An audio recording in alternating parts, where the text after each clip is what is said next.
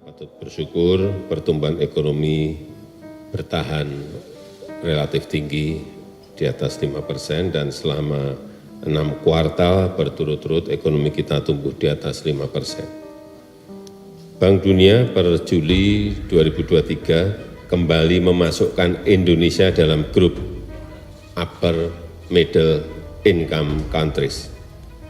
Ini proses pemulihan yang cepat setelah kita turun ke grup lower middle income countries di tahun 2020 karena pandemi. Di Indonesia, kadang-kadang orang hanya teroja dengan kepimpinan di Indonesia. Ya, saya akui, Jokowi antara pemimpin yang hebat, yang melakukan perubahan-perubahan, dan hari ini Indonesia melonjak jauh ke hadapan berbanding dengan pencapaian dalam negara kita. Mimpi kita di tahun 2045, produk domestik bruto Indonesia mencapai 7 triliun US dollar. Dan Indonesia sudah masuk ke 5 besar ekonomi dunia dengan kemiskinan mendekati 0%. Kita harus menuju ke sana.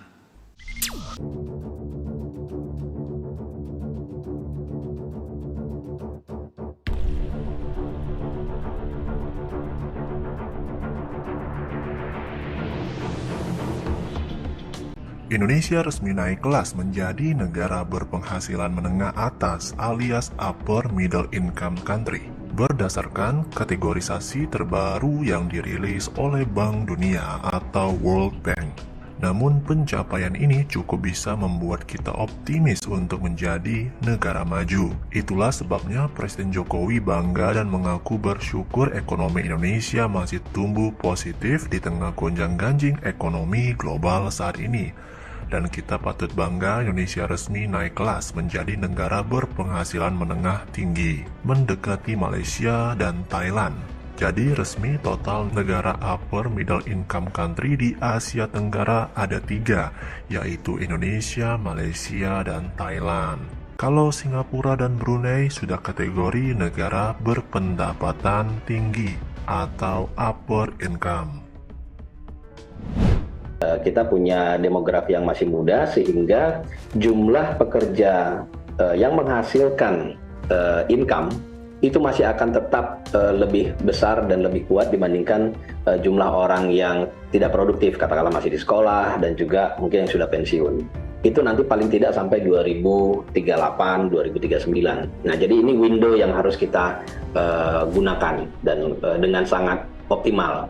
Jadi sepanjang kita masih muda dan kita tingkatkan produktivitas, ini akan membawa kita menghasilkan pertumbuhan ekonomi yang lebih tinggi lagi. Dan memang ini bukan hal yang mudah untuk kita capai.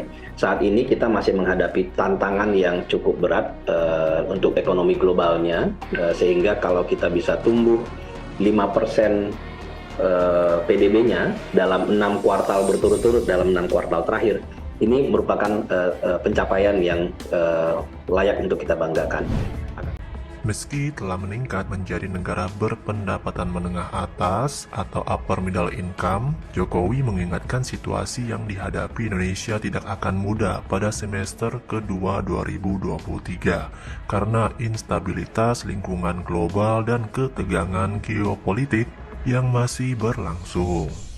Ia juga mewanti-wanti mengenai pergerakan tingkat suku bunga dan inflasi global yang masih relatif tinggi. Selain itu, terdapat fragmentasi perdagangan global yang menghambat kerjasama multilateral.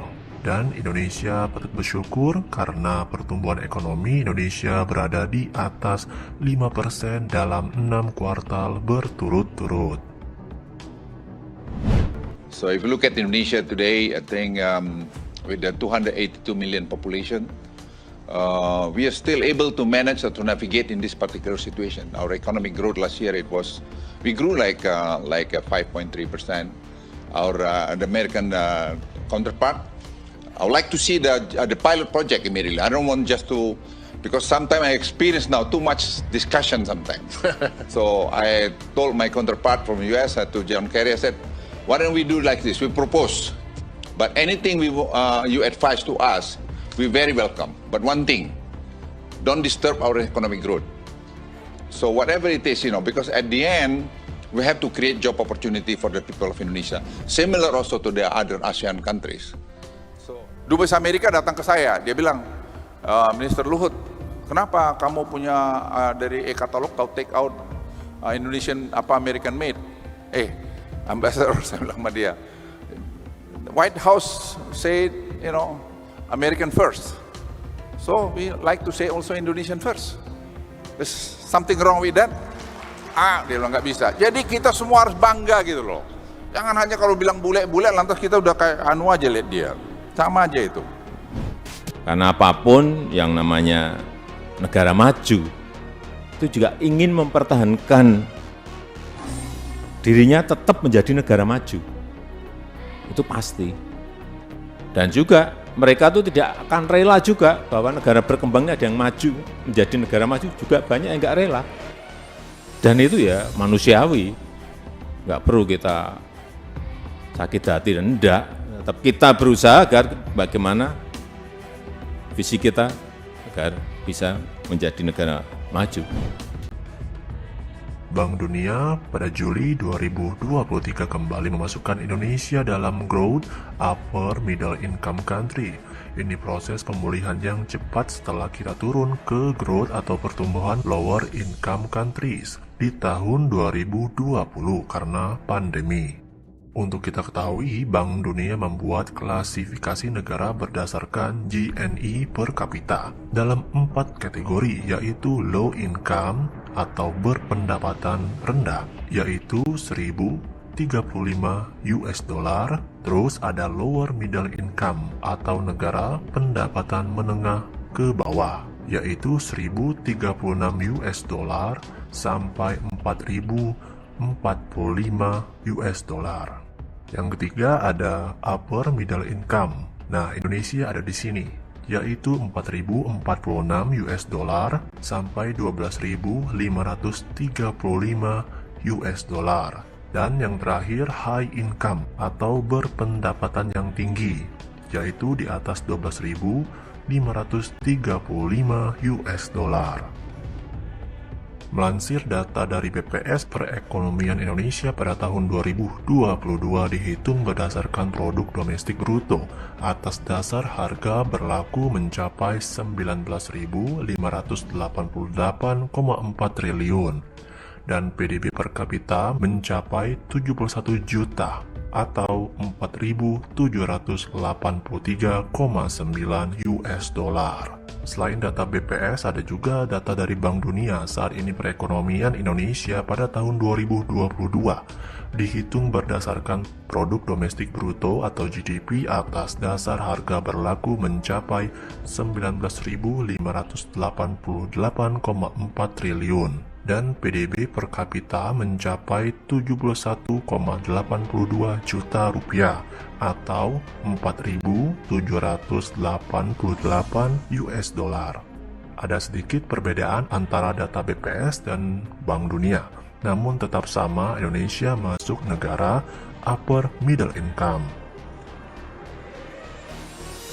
Bapak Ibu sekalian, kita tuh sekarang pada negara yang bukan begini. Kita harus begini. Dan I told him loud and clear, we have to negotiate within this corridor. You're not gonna negotiate out of this corridor. No country can dictate Indonesia today. I'm telling you. And I told loud and clear, sorry Steve, I told loud and clear to any foreign people, hey, today Indonesia is a great country. Nobody can dictate this country. No country, no single country. I'm proud to be Indonesian because I look at all the numbers. I look at also the leadership of the president. He delivered what he promised to the country. Capaian Indonesia tersebut patut kita acungi jempol, Sobat Maju. Indonesia adalah negara yang besar, luas, penduduk yang banyak, sumber daya alam melimpah, dan itu menjadi aset Indonesia untuk menjadi negara maju dan superpower pada 20 tahun mendatang.